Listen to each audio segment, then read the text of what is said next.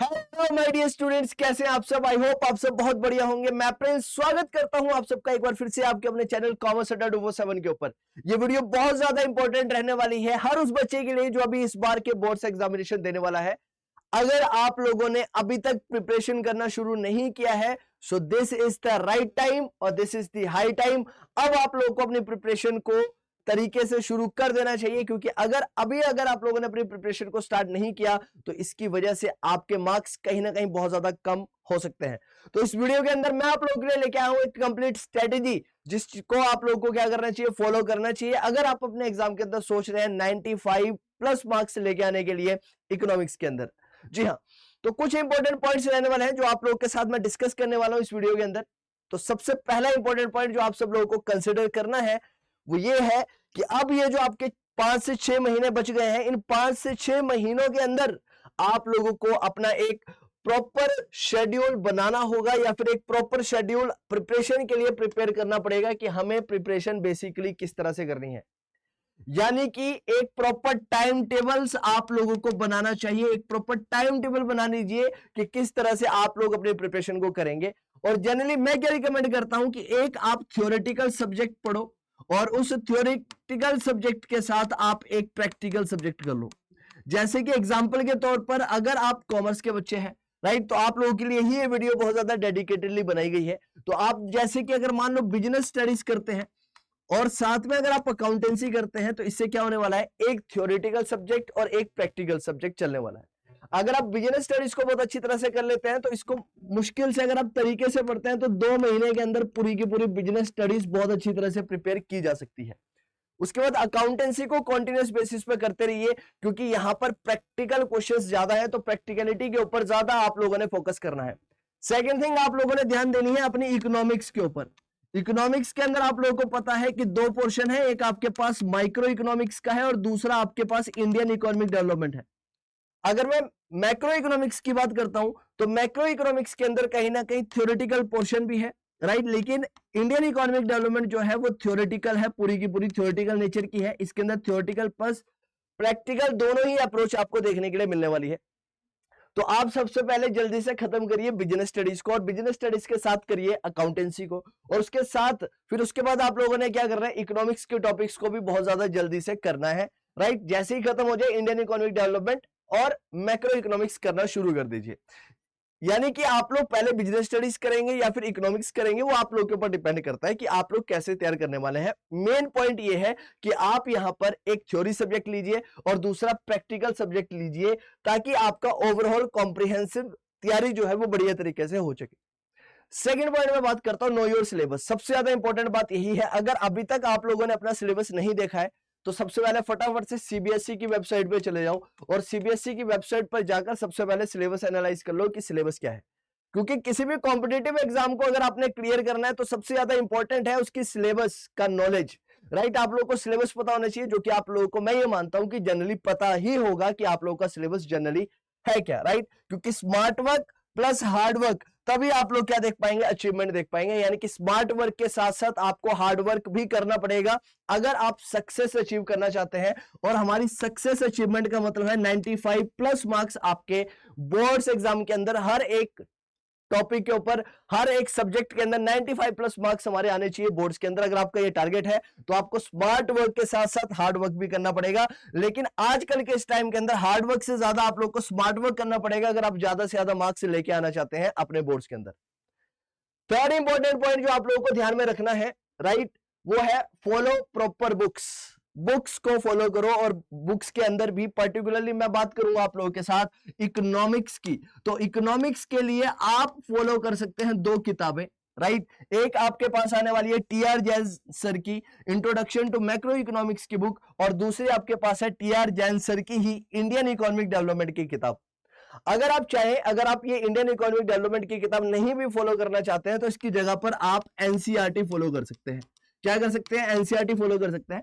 वरना मैं लाइव आकर डेली में लाइव आकर एक 8 से 9 बजे का सेशन आप लोगों के साथ लेता हूं, जहां पर मैं आप लोगों के साथ ये दोनों किताबें बहुत ज्यादा डिटेल में डिस्कस करने वाला हूं। तो उन क्लासेस को भी आप ज्वाइन कर सकते हैं, राइट।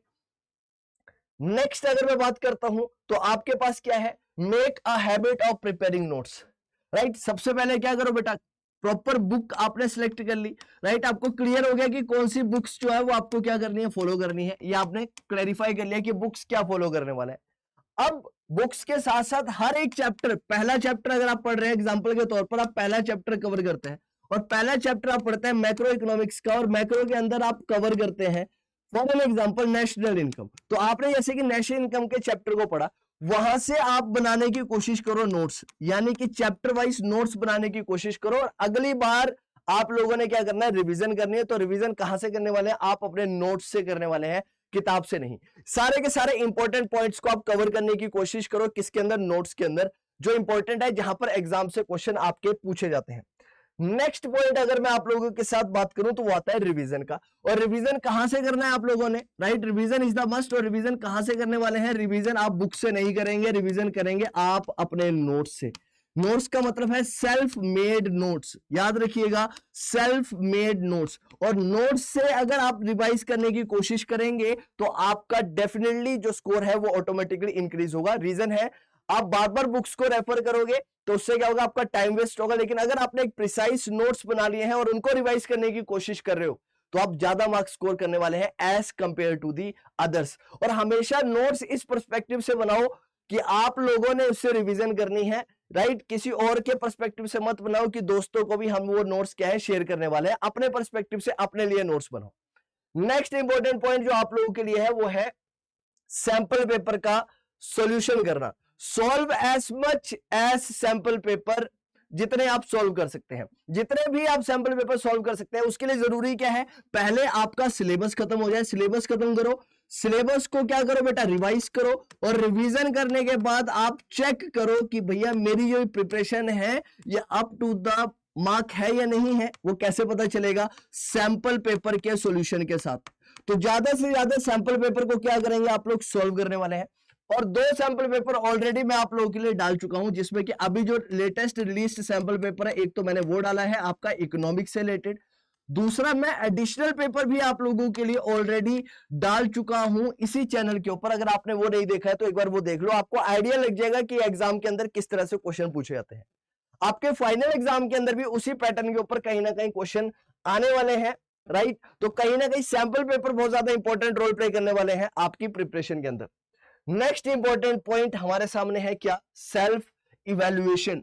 सैंपल पेपर सॉल्व करें और सैंपल पेपर को अब सॉल्व करो या फिर अब चेक करो, वैलिडेट करो उनके आंसर्स के साथ कि भाई मैं उन आंसर्स को बढ़िया तरीके से बता भी पा रहा हूं, या फिर मैं जिस तरह से आंसर्स एक्सपेक्ट किए जा रहे हैं क्या मैं उसी तरह से आंसर्स जो है वो कर पा रहा हूं। क्योंकि अल्टीमेटली आपको जो मार्क्स मिलते हैं वो स्टेप बाय स्टेप काम करने के मार्क्स मिलते हैं, ना कि पूरे के पूरे आंसर्स के मार्क्स मिलते हैं। तो इवैल्यूएशन करना बहुत ज्यादा जरूरी है कि कहां पर दिक्कत आ रही है और किस तरह से मैं उस दिक्कत को क्या कर सकता हूं, सॉल्व कर सकता हूं, और इसी से ही आपके जो मार्क्स है वो इंप्रूव होने वाले हैं।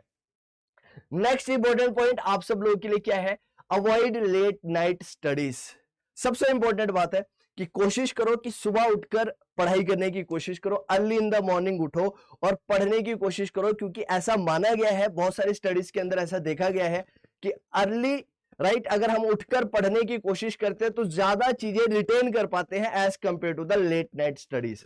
ये फैक्ट है, राइट। तो इसीलिए पहले बोला भी जाता था early to bed early to rise, right. तो जितनी जल्दी आप सो जाएंगे उतनी जल्दी आप सुबह उठ पाएंगे, और सुबह उठकर आप जितना ज्यादा चीजों को समझने की कोशिश करेंगे उतनी बेहतर तरीके से आप चीजों को ग्रास्प कर पाएंगे लंबे टाइम के लिए। तो लेट नाइट स्टडीज को मेरे हिसाब से आप लोगों को अवॉइड करना चाहिए, और सुबह उठकर आप ज्यादा से ज्यादा कॉन्सेप्ट्स को करो, राइट। जो भी कॉन्सेप्ट आप प्रीवियस डे में कवर कर रहे हैं, सुबह उठकर एक बार उस कॉन्सेप्ट को रिवाइज कर लो, राइट। रिवाइज करने से क्या होगा, आपको कहीं ना कहीं वो कॉन्सेप्ट मेमोराइज हो जाएंगे, और मेमोरी बेसिस पर क्या रहेगी, वो चीजें लॉन्ग टर्म रिटेन रहेगी। उसके बाद एक बार आपने रिवाइज किया मॉर्निंग में और एक बार उसको रिवाइज कर लो एक वीक के बाद, राइट। उससे क्या होगा, आपका वो कॉन्सेप्ट कहीं ना कहीं आपकी मेमोरी के अंदर सेव हो जाएगा और लॉन्ग टर्म के लिए वो चलने वाला है आपके एग्जाम पर्सपेक्टिव से। तो मेरे हिसाब से आप लोगों को लेट नाइट स्टडीज को क्या कर देना चाहिए, अवॉइड करना चाहिए, और मॉर्निंग में ज्यादा से ज्यादा पढ़ने की कोशिश आप लोगों को करनी चाहिए। क्लियर है इतनी बात। और इसी के साथ मैं आप लोगों को कहता हूं बेस्ट विशेस मेरी तरफ से, और एंड आई होप आप लोग बहुत अच्छा स्कोर करेंगे अपने बोर्ड्स एग्जामिनेशन के अंदर।